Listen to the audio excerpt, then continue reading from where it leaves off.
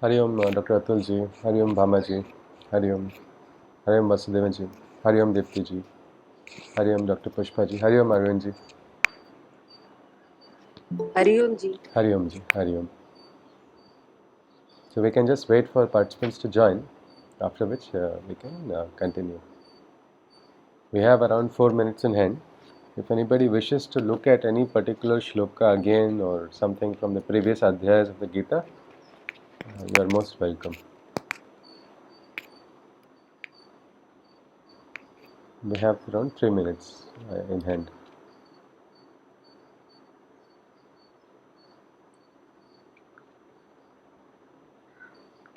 I request all participants who can turn on your video feeds, please do turn on your video feeds. Hariom Vidya ji.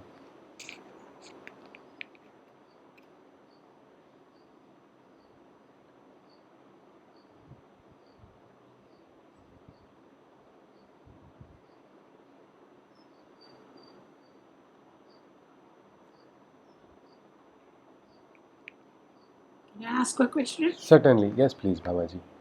In one of the shlokas in the previous chapter, Okay. he bracketed Rudras, everybody with Prapitamaha also. Huh. Why that significance to Prapitamaha? Prapitamaha, Prapitamaha. meaning the highest, greatest. Yes. Our ancestor. And how are you relating it to the Rudras, ji, Prapitamaha? I'm asking you that. Acha, how is the relation of Prapitamaha to the Rudra? If you see... ancestors are very sacred to you. Yes. In Arjuna's case, Prapitamaha is Shantanu. So Shantanu is also bracketed with Rudra and other people, the gods. Why is it so? Acha, What is the significance? Ji. So if we see, in Sanskrit when we use the word pra, means already the highest, the first, means Pitamaha, and Prapitamaha is the one who is even higher than the grandfather. So now... Prapitamaha is great grandfather. Right? Yes. And now if you see, pra anywhere we say, it is like, when you use pra, you are trying to connect with the highest. So when great grandfather, we are trying to, normally people don't have that much of understanding in the modern generation. Very few people will know more than their grandfather at all. So when they try to, now they are connecting to the pitars, and when you look at the deities, now pra is the highest. And if you see, when Krishna is Hariom Srinivasji. So if you see Krishna is showing in that, is it was part of Vibhuti Darshan, is it, or that was yes, in the Vibhuti Darshan. So what is Krishna saying here? He is trying to explain the highest. He is the one, means from the supreme. Even the deities also, the Pitar Lokas also, all of them are ultimately subordinate to the supreme only. And he is connecting, he is saying, even for them I am the supreme. I am the Mata also, I am the Dhata also, I am the Param Dhama also, I am the destination, I am the beginning, I am the Bija. He goes on, if you say, even he says, among Varshnis, I am Vrishni, among Vrishni, I am Krishna. Among Pandavas, I am Arjuna. The reason he is giving is, he is probably the highest. So somebody who is even supreme to the grandfather, great grandfather also, it is he is probably, that is the connection, Bhamaji. Thank you. Ji, Hariom. Yes, I think, yes, it's about time. I think we can begin with the invocation. Once again, I request all participants who can turn on video feeds, please do turn on the video feeds. It's easier to interact that way. Hariom. Saraswati Namastubhyam Varade Kamarupini Vidyarambham Karishyami Siddhe Bhavatu Me Sada Mukam Karoti Vachalam Pangum Langhayate Girim Yatkrupatamaham Vande Paramananda Madhavam Vasudevam Sutam Devam Kamsachanuramardanam Devaki Paramanandam Krishnam Vande Jagadgurum. Hariom. Hariom. So yes, can anybody recollect what is it that we saw last? We are now in the 12th adhyay. We are coming to the completion of this 12th adhyay. Can anybody recollect what is it that we saw last? Yes, please.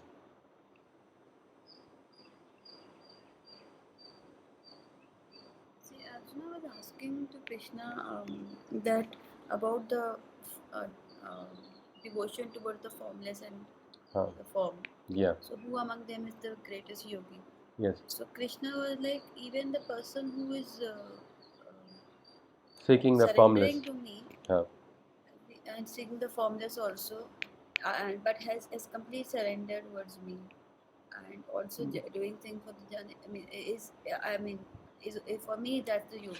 One important word, doing things for the betterment of people. Sarva bhuta hite ratha means that will.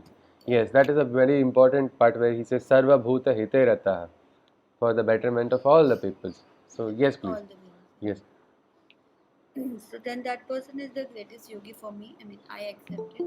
But then still goes on to say that uh, if you're not able to do a formless Bhakti. Bhakti. Huh. So then you have to surrender.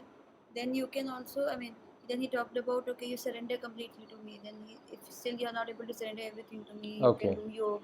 Alright, before that, actually, he indicated that formed bhakti is a little easier if you look at it. A path is a much more, probably that is why we all have so many Ishtadevats. We have the choice to choose our Ishtadevat because this is the form that we connect to. Through that, we will go to that Paramatma, Parameshwar, who is the supreme Vyakta. Also, we can connect through that which is Vyakta. So, form can be the medium to connect. The symbols, all of our, even if you see the Vedic symbols are also there in the Devas. Agni, Varuna, Vayu, Mitra, all of them, each of them form like it's like a conduit. They allow us to connect to that supreme existence. So formed is a little better, is easier. Why? Because we are made of forms. So that was one point. Yes, please. Please continue, Dipti. And then when he was talking about the form also, he was saying that you have to surrender completely. But then he said, okay, you're not able to surrender everything completely to me. It might be difficult for you as being a human. Then you can do yoga. Yeah. So that you have conscious and you have a complete, focus, and then you surrender to him. If still you're not able to do, then you do the daily activities and do not get just separate yourself from the result. Okay. Yes. So if you see, there are some 3-4 ways where Krishna is like, yes, please, you have to take this. It's sometimes when we go to the market, some people try to, market their products, something like that. Krishna is Yogeshwar and he wants betterment and Lokasangra for every single individual. And he knows that the only way a person can rise from all the troubles in life is by sadhana and practicing yoga. So he's inviting everyone. There was a beautiful poem by Sri Aurobindo called Invitation, where he's calling everyone on this mark. Who will come with me? Walk? Who will walk on this path? Who will experience the wonders? Something like that. We see Krishna inviting on the path of yoga. First, he talks about best way, easiest way. It is also easy for some. Ananya Chintan of the divine only. Everything is full bhakti towards the divine in all aspects. Sometimes in our worst moments, it's very easy to remember the divine, and sometimes when people go through very bad moments in life, those are the moments when their bhakti for the divine increases exponentially. So Krishna is just saying, I will take you, I will take care of you. Do not worry, is what he says. Just have the full bhakti. That was number one.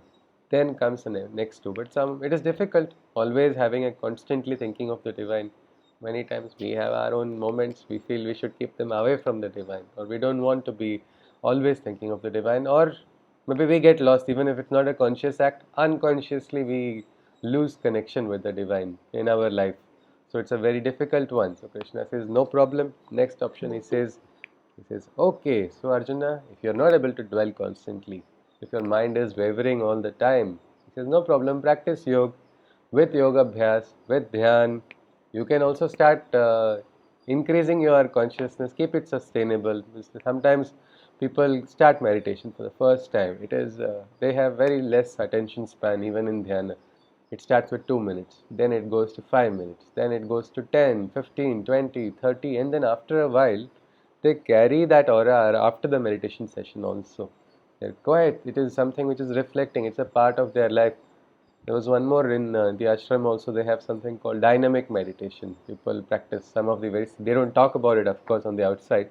but very secretly. Some of them do practice that. So in their everyday works also, their actions are in that state of meditation only, little actions. We have to very carefully find and you will observe them. But this aspect is also possible. So Krishna says practice yoga. But then again, yoga abhyas is not easy. Well, even asanas, sometimes people feel why I should do this asana. Surya Namaskar is good, I know it's good, but then I don't want to do it. Some reason or the other comes in mind to prevent a person from doing these yoga abhyas. Not just the asanas, of course. Yeah, there are so many. Yama, niyama, asana, pranayam, so many angas are there of yoga. So Krishna says, with yoga, bring some discipline and make your consciousness stable. Cultivate that consciousness. But then, if that also is not working, what can you do? Well, Krishna is very simple. He says, see, let everything of yours belong to me. It is the Vedantic truth. It is a truth only. He is not asking something from you. It actually belongs to him. Just understand. It's like, can the person who is who's just signed a rental agreement and started living in a apartment on rent, can he consider himself to be the owner? He is the owner as long as he is there, but he is not, no, in legal terms also. It is something like that. Krishna is saying, recognize who is the true owner, same as what the Isha Upanishad says. Isha vasyam idam sarvam yatkinchat jagatyam jagat. Tena taktena bhunjitha ma grudha kasya suddhanam. Don't steal somebody else's wealth. That is what the Upanishad says, and that is exactly what Krishna is saying. Recognize everything now belongs to me. It belongs to the divine. Everything belongs to all my works, my entire things. Recognize that. Bring that recognition. It's okay if you're not able to do all these different Ashtanga yoga is also difficult, or even the four prescribed niyams or rules are something which is very difficult. All right, at least get into this state of consciousness, bring about that chitta shuddhi, recognize. Or in simpler terms, just ready one affidavit. Henceforth, everything that belongs to me, my job, my positions, my relations, everything now belongs to Krishna. Sign it, get two witnesses to sign, keep it framed in your front room only for you to see every day. Because become conscious that everything belongs to the divine. That is the third option which Krishna keeps in front of us. But then again, this is also not something. What? How can I give? I want to have some attachments. I want to have some relations. That I'll keep away from God. How can I share that? That is something I want to hold on. Krishna is saying that also is not a problem. He says, fine, you want to have even little ahankar is okay. Keep your little ahankar with you. I don't mind that. Then what is he asking? He asks you that just surrender. Sarva karma phala tyaga. Not karma tyaga. Many people like Arjuna want to run away from work. So they say Krishna has told karma tyaga, so I am renouncing. No, he is only told karma phala. So the fruits of actions must be renounced is what Krishna says. These fruits of actions are the problem every time why we get bound into so many cycles of attachments, actions, reactions, all these things happen. He says, let that go. I think yesterday we saw fruits of actions are not in our hands only. Simple market, you go and buy fruits also. They are also, until you cut them open and try to eat them, till that time you cannot say how it is. On the inside, we don't know if it's rotten, even if it looks good on the outside. So the same thing, when fruits are not yours, it's like Krishna is coming and asking you, give me the Eiffel Tower. What will you do? Like I just said example, somebody stops you, or I stop with a gun and come and ask you, give me Eiffel Tower or I will not let you pass. So you say, take Eiffel Tower, take with that Taj Mahal also, all the seven wonders also, it's all yours.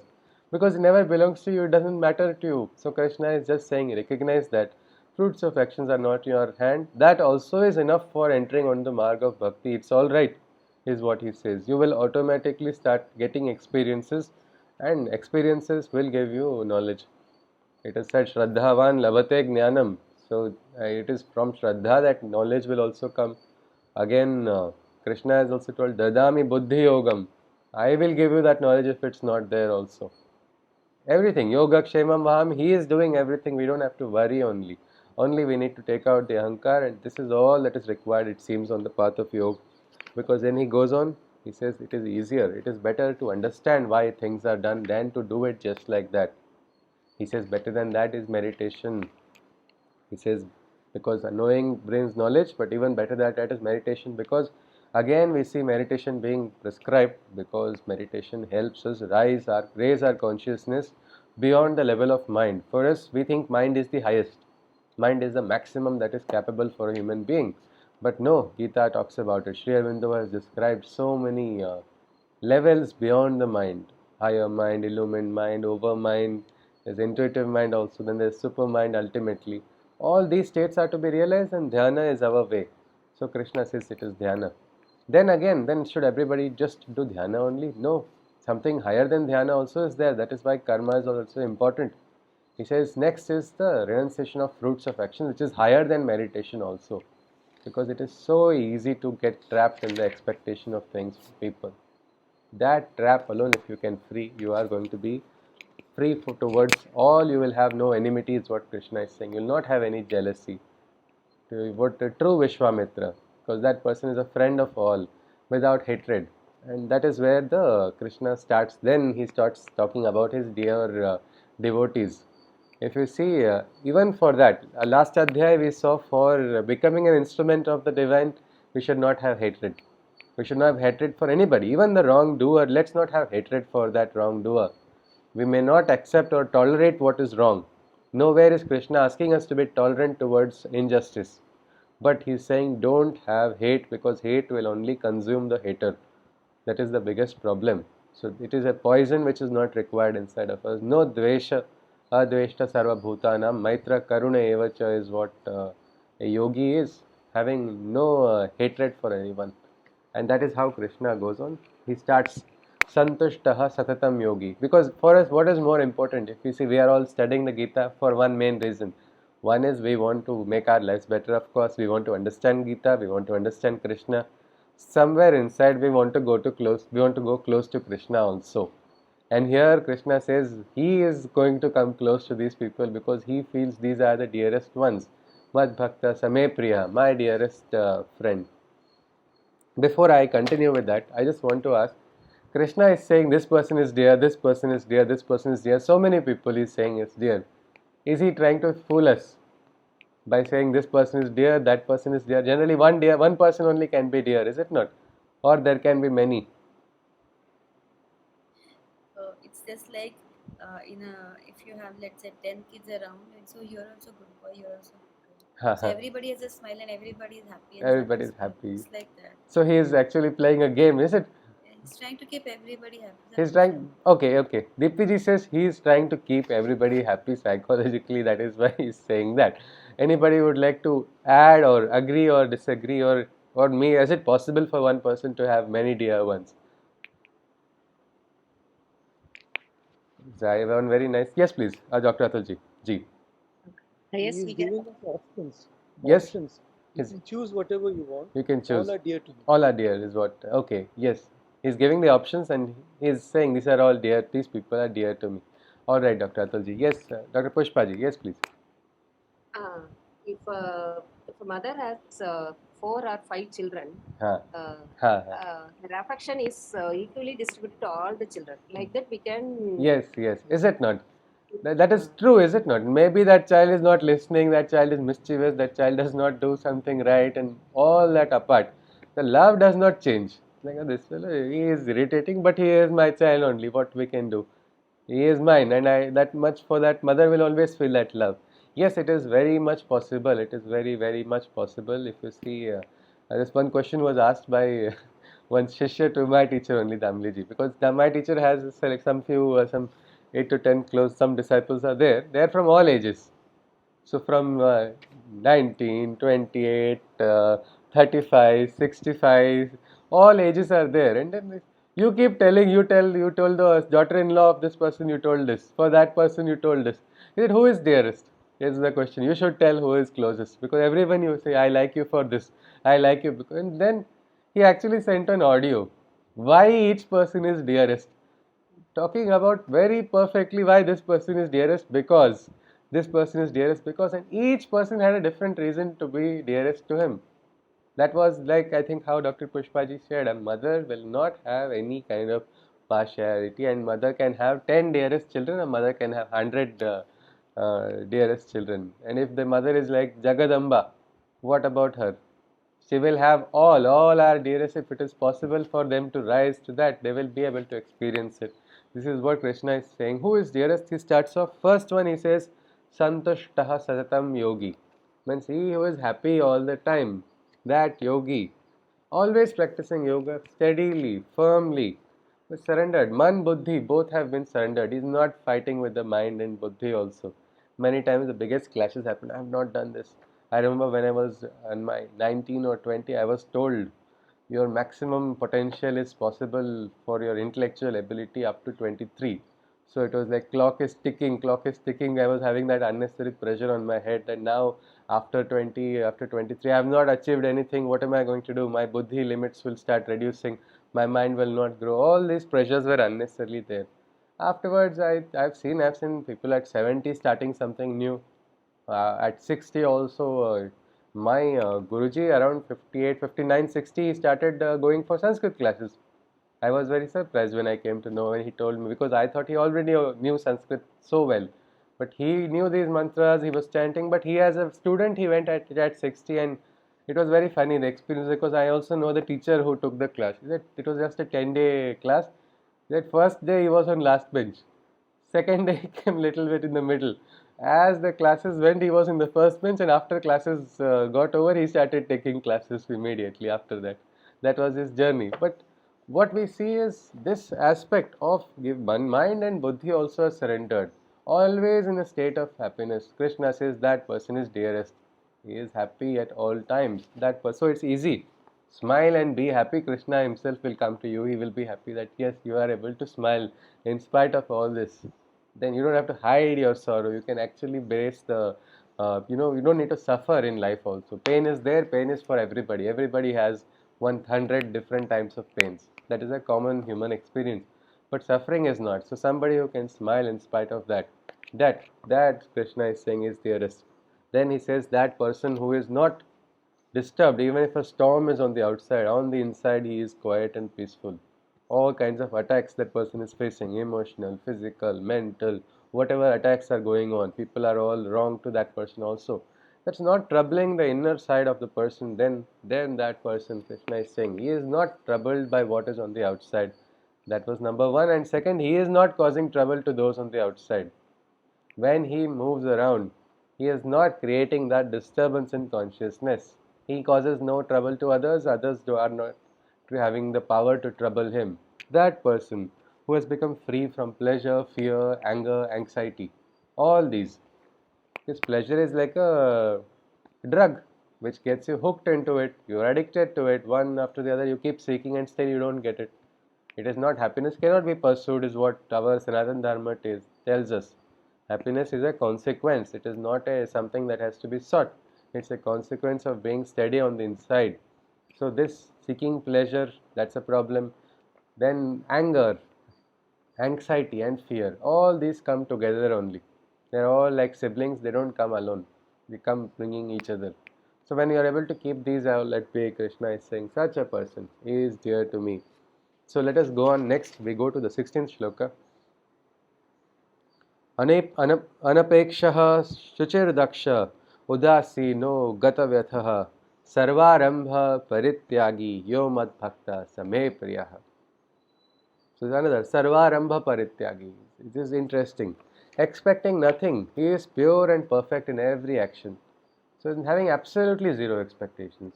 It is pure and perfect. Whatever action that person is doing it rightly with full purity. Whatever action it may be, means even just, even right from folding clothes or just going around, whatever little works also, you do it consciously, do it with purity. Krishna says that person, and he is free from the pains of worry and agitation. Again, worry, agitation is not causing disturbance in this person.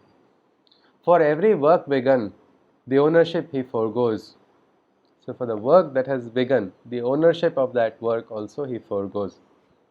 To me, such a devotee is dear and close. Such a person who has given up the ownership. Sarvarambha parityagi. Means all actions also. We have heard of this state where you are ownership, a proprietorship of the actions.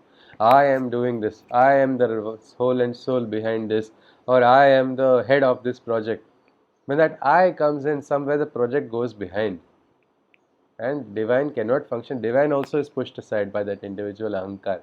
So this aspect, so work is not initiated. Now what is the meaning of this? This person has taken off the initiation of works. Meaning what? What could this mean? Is that person not doing anything new?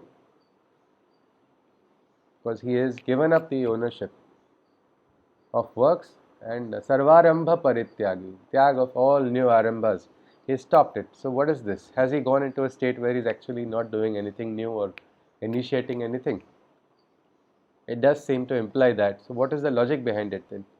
Anybody, could you guess? Sarvarambha parityagi. Do what comes naturally. Absolutely, Vasudev. What comes naturally, new actions may come, but I am not the initiator. It has come to me. Means that bhava of being the nimitta matra, not the creator. Because with that, oh yes, Vasudev. So that bhava inside is not of the doer.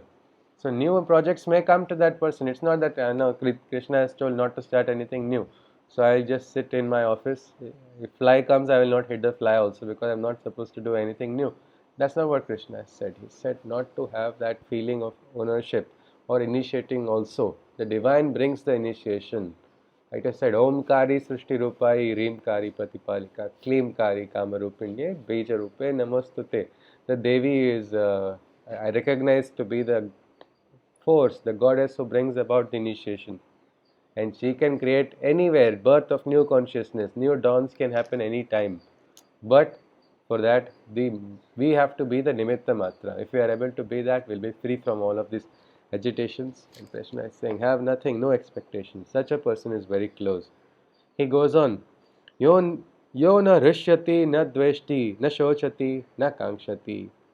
Shubha shubha parityagi, bhaktimanya same priyah. He neither rejoices nor rejects, neither grieves over nor desires material objects. To him both the auspicious and the inauspicious are the same. That devotee as dear to me I acclaim. So he is neither rejoicing excessively nor rejecting, neither grieving over something which is lost nor desiring something materially also. For that person, the auspicious and inauspicious are one. To that person, such a devotee is to me very dear. So this person has transcended even this Shubha and Ashubha also. This person has surrendered everything to the divine. If we can do that, because many times we get trapped, is this auspicious, is this inauspicious? While Visarjan was happening, it fell like this created this means I will have sankat on my family. All these kinds of thoughts which are created by the mind. Just avahanam na janami visarjanam. Pujam chaiva na janami, shamyatam parmeshwar. Because again, recognize, don't do consciously any mistake, but if something happens unknowingly, just if you are conscious, you will not make mistake. And if you are conscious and still some mistake does happen in Kriya, Krishna will forgive. He has already told Patram Pushpam Phalam Toyam. Let's not worry about this. Many times, what is Shubha, what is Ashubha? I have bad grahas on me. This is the Ashubha moment for my life. This particular Kal will not go for these many years. No, these are all, you need not worry. There's somebody, Kala Purusha is there, who is again sitting over all the grahas as well. The Supreme Divine, he is the Parameshwar, is it not? The strongest Shakti who is governing even the rules for the grahas also. So this aspect of auspiciousness and inauspiciousness also can be transcended by that person. And he is neither rejoicing nor grieving. So this is also very nice, because sometimes we get excited when something good happens. In excitement we lose that thing also, because in our excitement we couldn't contain that joy also. So not getting over excited and rejoicing, not grieving as well when something goes away from. I remember Damliji had one student, one student from the ashram had joined him and worked with him for so many years, and so many people would look at him, and that person got a lot of training and everything, and he was very synonymous because he got a same atmosphere and he also loved working there. And after some 10 years of probably working, he one day left the work. So much so that so many people were shocked. One very senior sadhika, she came in the rain to come and meet him, and are you alright? This person has left. How is your work? What is going to happen?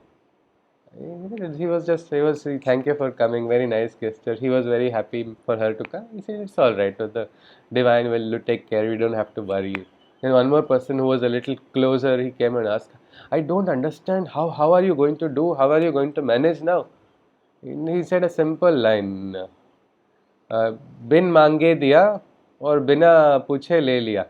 That is how it was. Without asking, he gave me, and without telling, he took away. That is all he said. That is God's wish. It is all right. And then the work went ahead only. It is the work, divine work goes ahead. That is not something which needs to, like Krishna has told, is it not? Nimitta matra. Arjuna, even without you, I can take the work ahead. That is not so important. So this aspect of not neither rejoicing nor grieving, and also auspicious and inauspicious. So, can we consider this? How do you think it can help us when we are beyond this? What is auspicious and inauspicious? Can it help us anytime if we just go beyond the state also? Yes, I think that Yes, please. Yes, please. Okay, probably Dr. Pushpaji and then Dr. Dipti, then Dipti ji. Yes, please. In our society, widows are treating as Inauspicious. inauspicious. Okay. I think it's not worth or it's not. It's not correct. It's absolutely wrong. Inside, yes, absolutely. Consciously, if you are treating them, we have to treat them equally and Yes, make yes. them to. Yes, our society now has come quite ahead where we recognize, we respect also very much. But still, in some places, they say, no, somebody is like this is auspicious, this is inauspicious. Or sometimes, even for, if it is like, even if Bhagwan himself comes, they will say, no, don't come now, it is Rahu Kal. Because now this is the individual who is going to start, who is putting the dominance. One funny experience I can tell of mine from my early days only. Not that I had transcended auspiciousness and inauspiciousness, but it was a funny experience because for me I have full word. My guru tells me that word is for me final. So he just called me one day and he said this particular year, I think it was around 2012, 13. This is a good year for you, is what he told me. I was like, Arey wah, kya baat hai? So good, he told it's a good year, and then that's all he told me in a small. He said, so you must take good advantage of this year and do right things. All of this he told me when the very start of the year. I was like, very nice. I was feeling very happy about it, and it was just one conversation. It got over, and the entire year went. And at the end of the year, he called me again, and then he told me, yes, what do you think? How was the year? Like, it was very good. See, all these nice things happened. And then he laughed and he said, do you know, this was the worst possible year astrologically for you in life. And I was like, what? Yes, this is the type of the time when people come on the streets. That type of year was there for you, and I didn't want you to worry. So I told you it was a good year. And really, I did not realize. And when he told me, then I started realizing, oh, yes, this happened. This could have become more worse. That situation could have become that bad. So what has happened? The chhatra is there. Here we have Guru's chhatra, so that protects. Sometimes parents' shelter is there. That protects the children. Now when we saw Prapitamaha, as Bhamaji told, if we are in his shelter, which graha is going to dare to come in between? It is not. When we take that is why they say Sharana has the power. So when you take the Sharan of the divine, what is auspicious? What is inauspicious? Krishna will make. So it is like even for us, a construction work was going to start we wanted to start immediately, and it was very important to start the work on that day. But all the workers were like, this is not an auspicious day to start, and they were going to delay that. And it was very important because a couple of days later, some other inspection was also going to come. At least by that time, this particular work should have been completed. So what do we do? And the workers are very strong, and you cannot break their bhavana and shraddha also, because they kept quoting from past experience. I started this project here, this resulted in this, that project there. If we start on this time, it is going to be bad, is what all told. Then Amliji said, make them do one puja. Tell them whatever bad is there, it's going to get transferred to us. You will not have anything. We take it ahead, is what we told him. And they did that, and we started off the work on that particular day. It went ahead. It is not stopped because of that. So somewhere we surrender to the divine, because we also felt it is not an individual work which we were doing. It was a selfless work. It was not for ego. It is for the betterment of the world. Right now, there is no better time than now for doing it. Let us go ahead. It is okay. We will face the consequences because it's not a selfish work. There was what was there in our mind. And for them also, their work went ahead that day. They did not have any negative consequence. So Shubha Shubha, this is also something which can be transcended. Otherwise, people's entire bad day goes bad because they saw a black cat, or because they broke glass, or they spilt milk. My sister actually she broke a glass in a Gurukul, which she was feeling very bad now. But then the mother of the in that Gurukul, she told it's a very good sign. She said it's a sign of prosperity. She broke the cup and she wanted to serve help, and in that process she dropped the cup. But she was feeling very guilty, and that too in such a place I have broken. And this is very good. She said it's a good sign, is what she said. Now look at this perspective. When someone says glass breaks is inauspicious, here in the most auspicious place called Ved Bhavan, there they are talking about it being auspicious as well. So this state of mind creates all the trouble. Krishna has told surrender that, and he says yes, Shubha Shubha Parityagi. That person is dear. Let us go on next two shlokas. Yes, please. Srinivasji wants to add something. Yeah. See, is it that sometimes the divine has its own way Yeah. to communicate with you? Yes. Yes. Yes. Because sometimes certain things happen all of a sudden, Yes. and you get a premonition that this has happened. So maybe this is the reason for this action has taken place. So maybe the divine is giving you signals because it cannot directly talk to you. But sometimes the signals can be construed as some form of A hint. communication from the divine. Yeah. Yes. Yes. So Yes. not always that Shubha and Ashubha is not totally to be neglected. No. Sometimes you have Yes. to Yes. pay attention to that also. Yes. Yes. Yes. But Yeah. getting trapped is not what we are talking about. Because now what we see when we are open, no, when the divine will whisper, it's like some people say particular ring has to be worn and this for this particular aspect. Now I know of one person who like my Guruji had worn it on another finger, and he felt it should be worn on this finger. Nobody wears on this finger. It should be on this hand. He wore it on that, and then no, this is not right. This is not right. One person was saying he did not have an engaged discussion. After a few months, I saw him having a discussion. Somebody else had come to speak to him, and that time he said, "Why are you wearing this in this finger?" Then he told him that reason, and then he said, "Right, this is where when this particular aspect is there, this has to be done this way only. What you have done is correct. It has taken care of that aspect." So here, what has happened is he told earlier because I did not plan to do it. I felt I had done it. So when you are open, Krishna is going to whisper in our ears. He is going to tell what is Shubha, what is Shubha. It does not matter. I have gone to Shani Mandir and like a fool I have chanted Guru Mantra, thinking it is Shani Mantra only for success for my marketing trip. I did not even know the entire trip that I have been chanting the wrong mantra all the while, and I was thanking Shani. Now, will Shani Bhagwan get angry that his son is stupidly chanting a wrong mantra, or will he actually find it amusing and he'll say, okay, all right, this person does not even understand the basic, but at least he has the Shraddha, I will allow him. Is he so going to be upset that no, this pronunciation is wrong?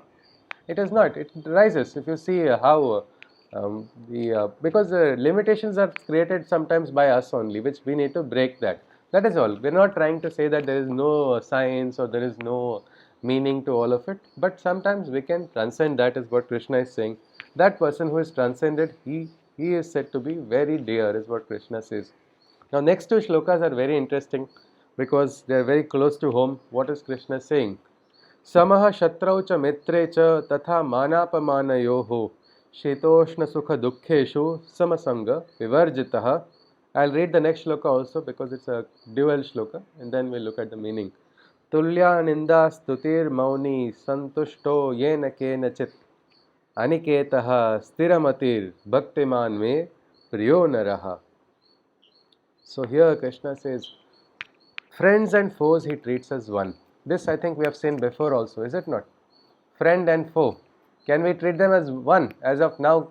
What do you think? No. Dr. Poonamji says no. Clearly she says no. Anybody? We have been told, is it not? Previously, Samaloštashma Kanchanaha, this stone, clay, all of them, objects, then people also. Why? What is the reason of treating friends and foes as one? What could be the reason? How can we treat them as one? Or is Krishna saying that now all our soldiers should leave their weapons and go and try to hug the enemies at the border? Is that what he's meaning, treating them as one? No, he's talking about having that balanced perspective and treating sometimes friends can also be wrong. and sometimes foes can also be right, because if you keep your mind closed that friends are like this, foes are like this, it is going to create your own attachments are going to create the problem. You will spoil your friend also by not pointing what is wrong, and sometimes your foe will unknowingly, not knowingly, unknowingly tell you the right thing, and still you will forget it because this is this person. So this aspect of being equanimity, having equanimity towards friends as well as foes, that is important. Krishna says friends and foes he treats as one. Honor or dishonor, nothing is lost nor won. So if there is honor or dishonor, both are treated as one, is what Krishna is saying.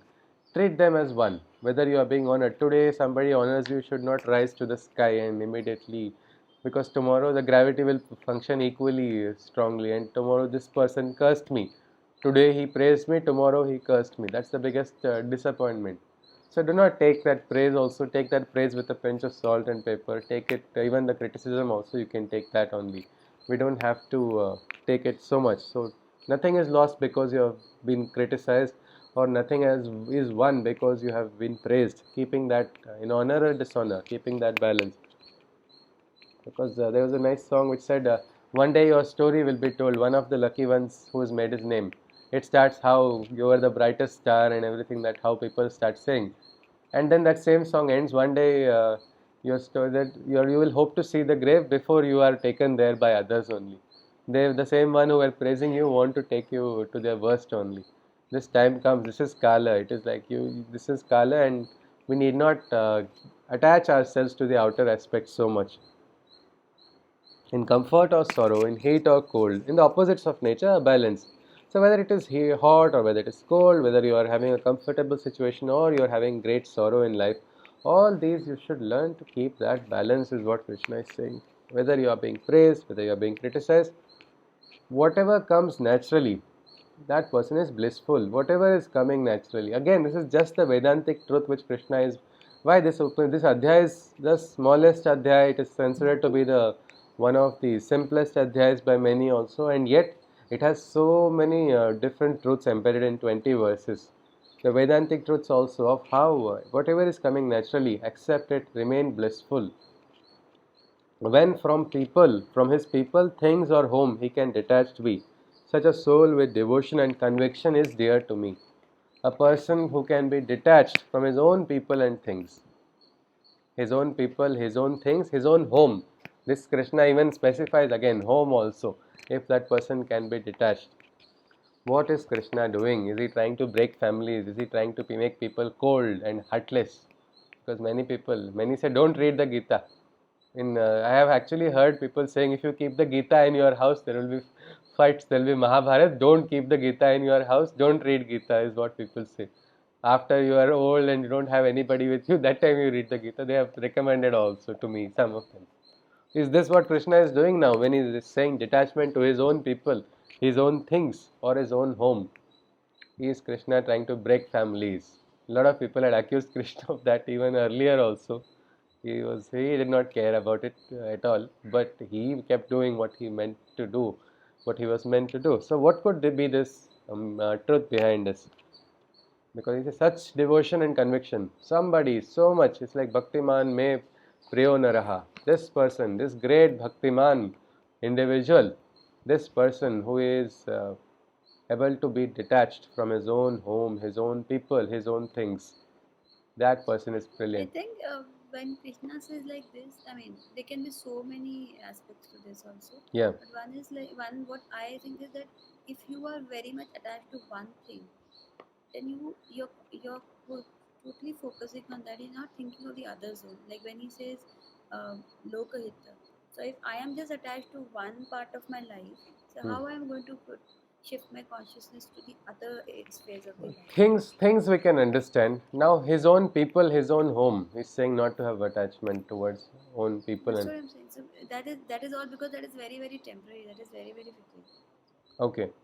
But how is it fickle? Family is, you are going to live with a family. See, it's like detachment doesn't mean that you are just giving them away. That doesn't mean that you're giving them away. You are there. You're loving them, but of course you are not getting too much affected. You are not affecting them. Okay. So if you that's kind of a selfless love. That is selfless love. No expectation love. Actually, and yeah. So you detachment want. doesn't mean that I am just leaving my house and going in the Ha forest ha. and then just being Okay. a sadhana. Okay. It's not about detachment. Okay, ji. Yes, Srinivas ji wants to add something. Ji. You are assigned a particular role towards everybody. Okay. And you have to perform that role with detachment. Yes. But how is that detachment? Mother has a role and responsibility towards the child, the siblings. Yes. So you have to perform those responsibilities, and your action should be. But Srinivasi, many times when we are fulfilling these responsibilities, it is because of our attachments. We fulfill these responsibilities. Is it not? I am attached to my family, or I am attached to my children. I am attached to my own elders. So what happens because of the attachment? Should we let go of that attachment? Can we let that go and still perform our duties?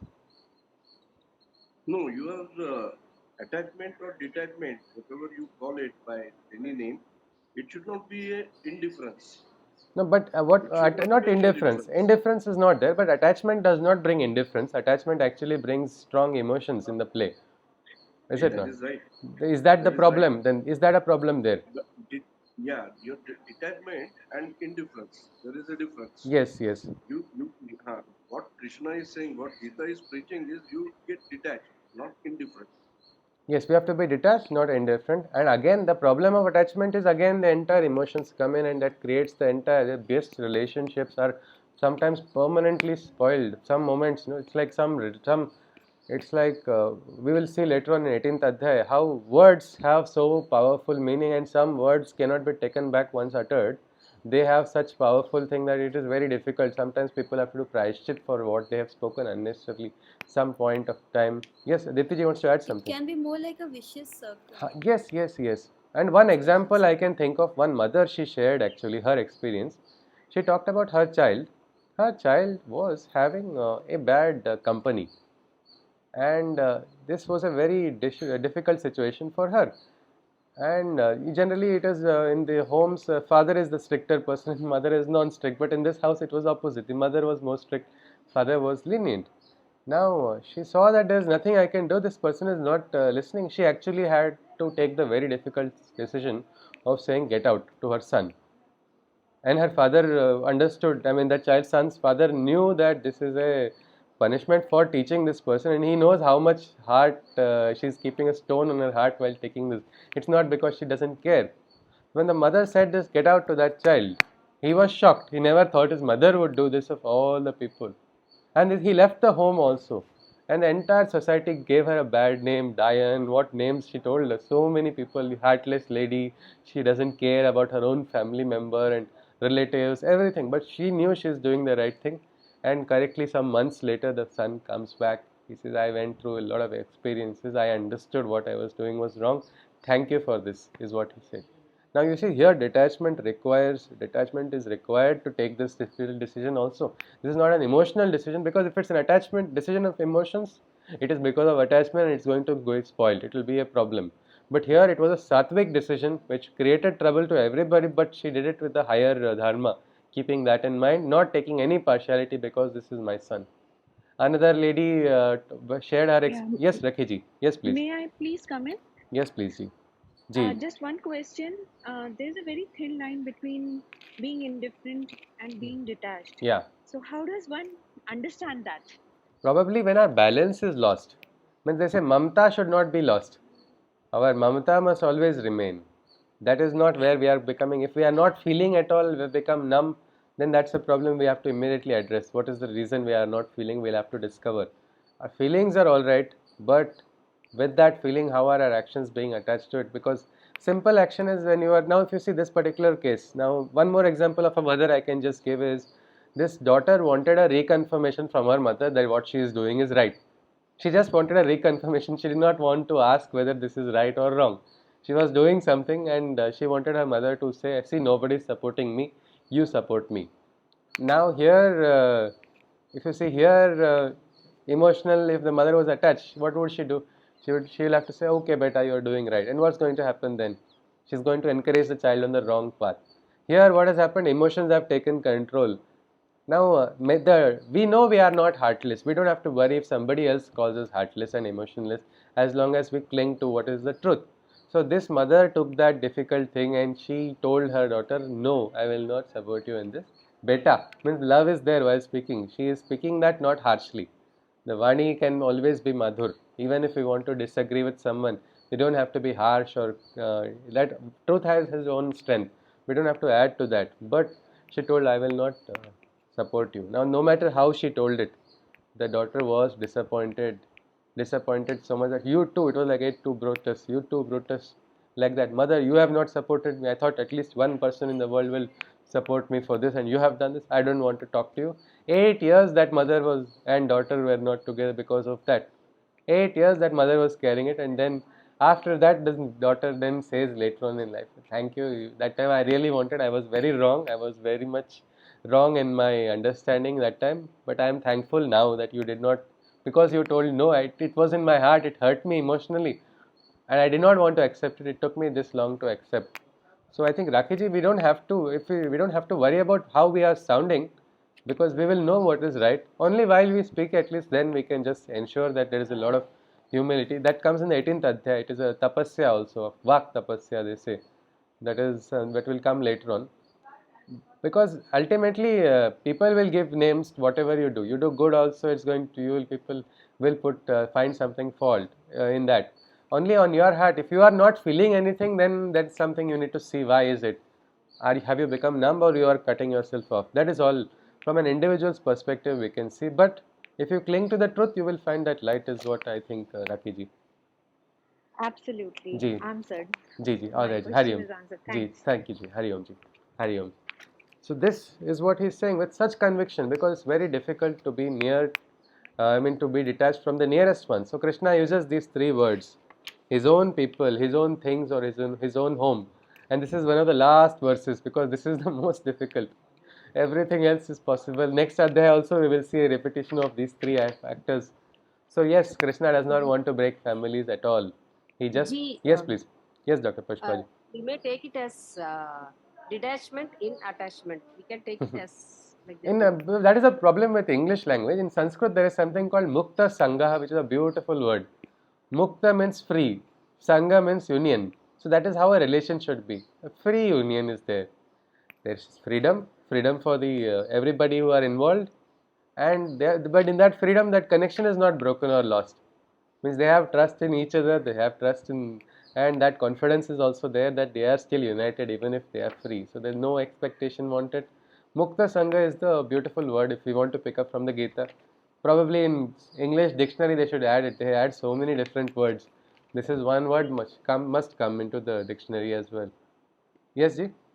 If so, in a family, if only one person is egoistic, then the whole system will be collapsed. No, it will not collapse. Everywhere, everybody is egoistic. No, so systems are still going on. When one person is not egoistic, then that person can bring about transformation in the family.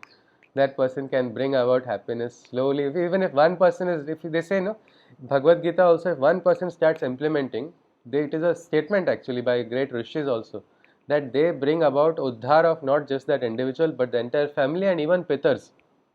Means the ancestors also get raised in consciousness by one person's spiritual journey. So it is like that, Pushpaji. One, because everywhere egoistic people are only there, everywhere. Ego is what we have heard about Ashtada Prakriti, no? That is nature. Everywhere we will have egos. Only if one person can rise above that, he or she can bring that transformation also. Can know what is right. Ji. so even a single person is Capable and powerful. Yes. can change all the things. Yes. Or that person has to just raise the consciousness. Krishna's consciousness does the magic after that. Very. One, because if one person does, again, we saw Sarvarambha Parityagi. The change, I want to bring the change also is not required to be had in the mind. Krishna will bring the change. I'll keep following my work, and we will not know when that change happens. Yes, Ji. Thank you. Hari Om, Ji. Hari Om. So with this, we go to the last shloka. Krishna says, who is dearest? All these are dear. All these are dear. And then one word comes where he says, dearest. Ye tu dharma mrutamid. Hari Om. Yes, Ji. One Yes, Ji. question. yesterday we saw that Krishna is saying that I propel the journey of people. So whether of all those whose consciousness is affixed in me, whose chitta is in this divine, no, they have maintained that link. So Krishna is able to take them ahead.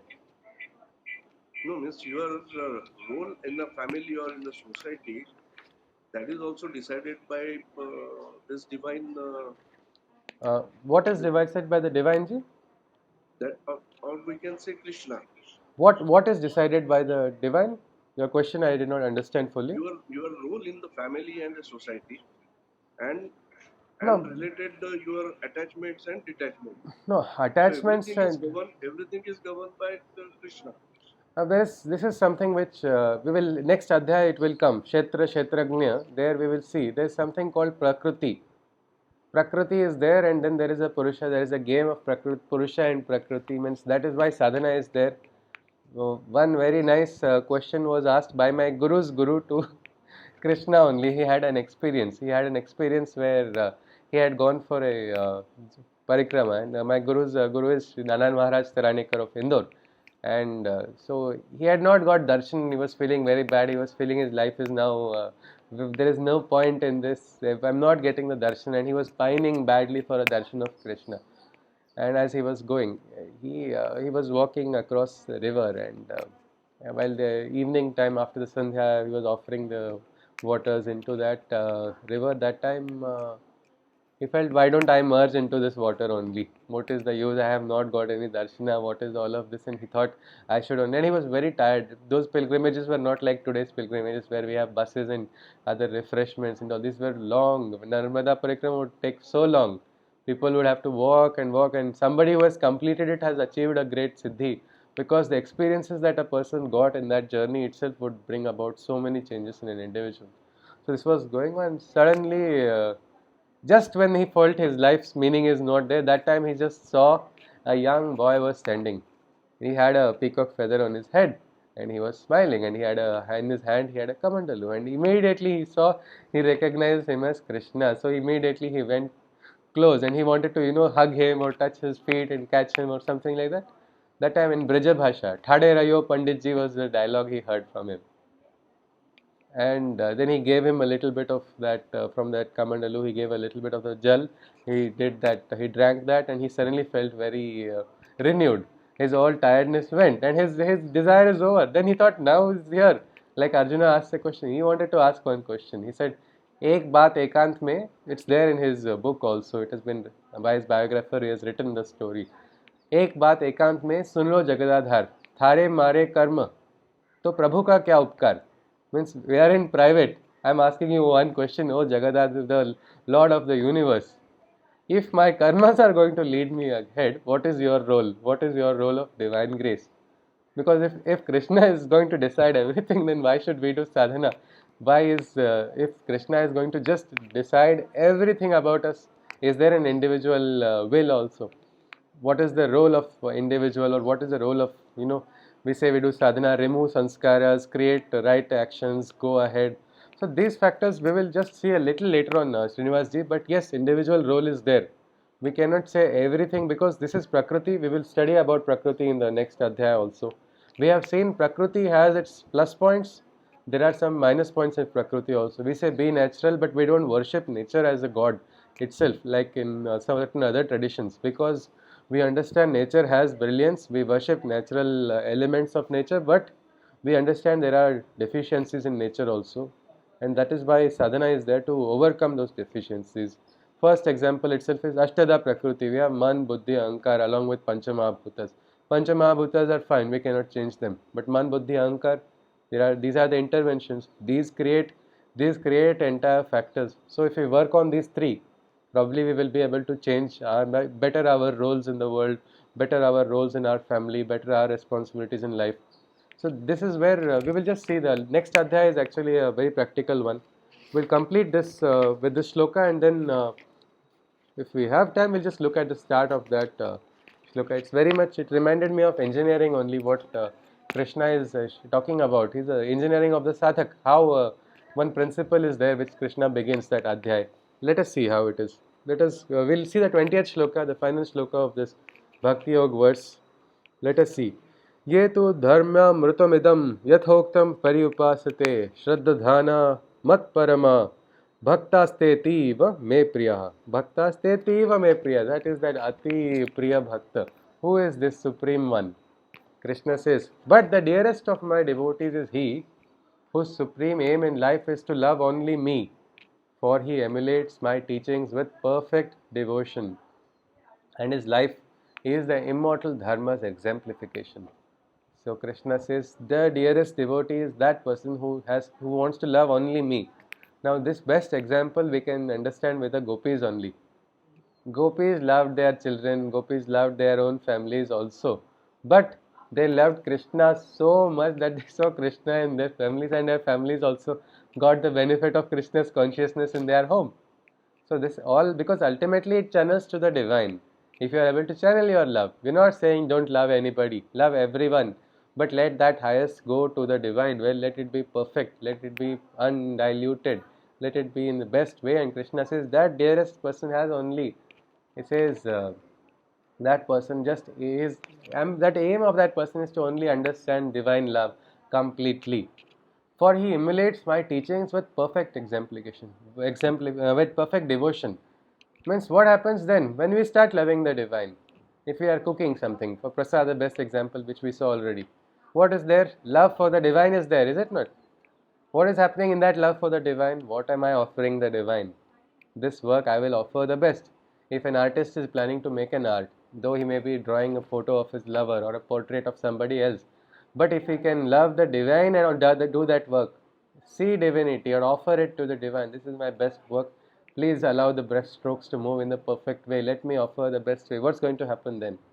Then the work is going to get transformed. That is what Krishna is saying, because that person who is loving the divine fully and is living the teachings of the Gita, that is very important, because he is emulating the teachings of the Gita and his life is the immortal dharma's exemplification.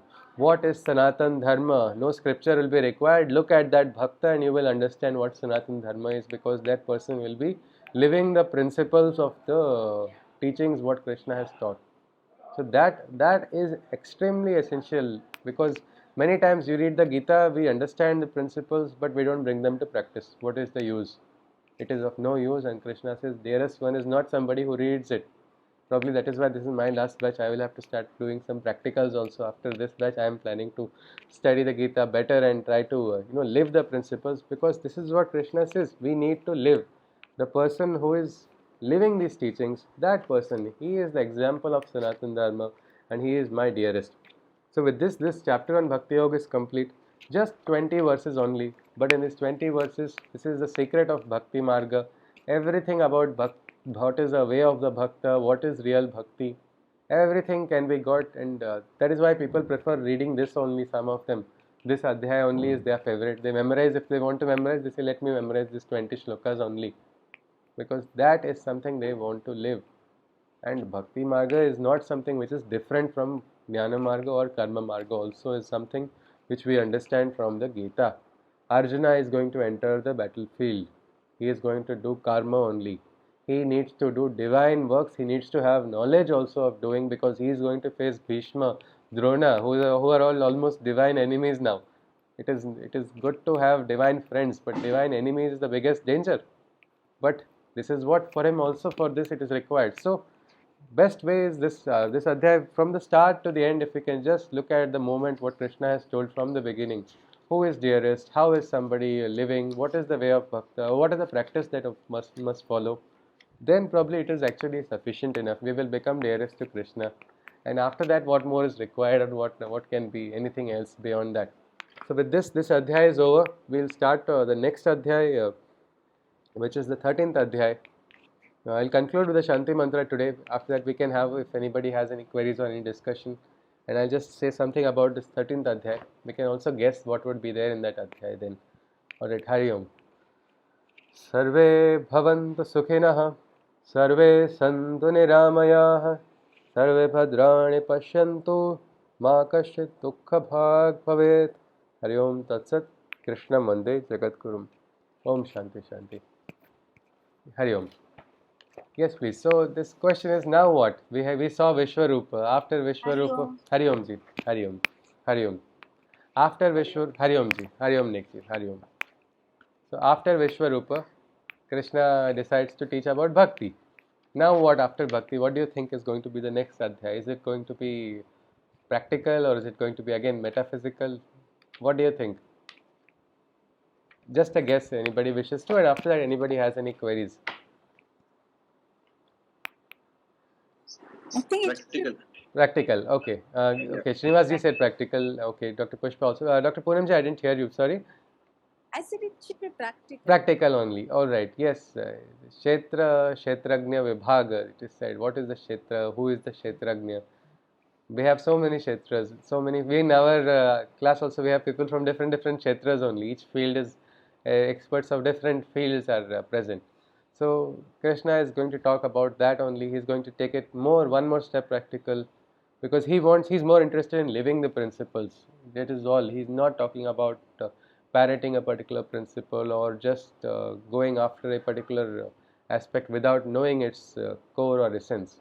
So next adhyaya we'll see what Krishna wishes to share in the 13th adhyaya. That may require 2 more sessions, I think. Yes, please. So anybody wishes to ask anything or share something, you are welcome, or we can conclude after that. Yes, please.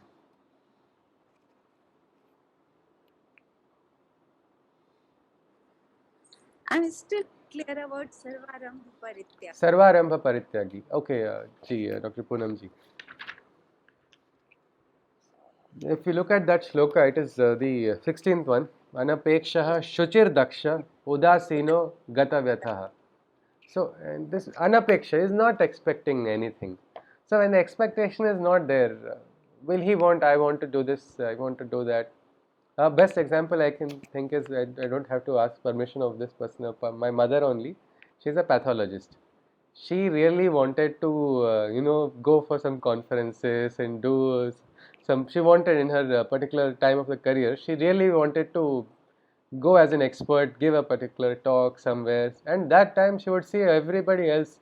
For some reason, something that would be denied to her. Maybe some internal politics, some kind of. They would not allow that to happen. Her HOD may have done something, or some other person, and it was something she always wanted.